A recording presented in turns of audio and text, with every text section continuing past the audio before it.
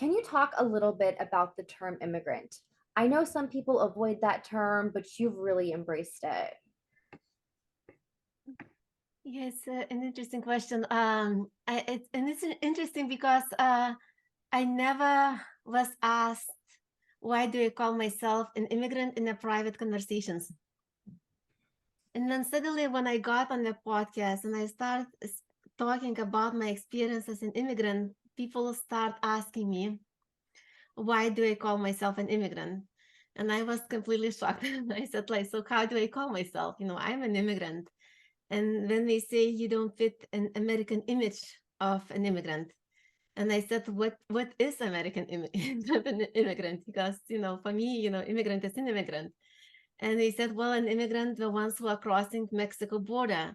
And I said, well, I crossed a different border, and so what? I am still an immigrant. Or some people say, why you are like now a director, you a consultant.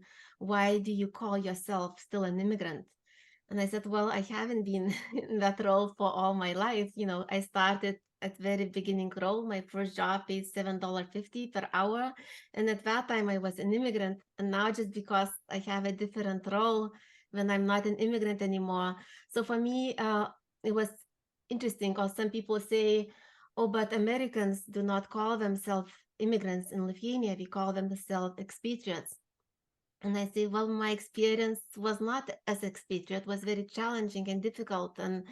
And I altogether, I see a word immigrant as an experience that anybody can go through. And every time you move to a new culture, you have to adjust. It can be very difficult. You have to change your own mindset. You leave everything you left behind. And yet is also the experience that I've learned the most.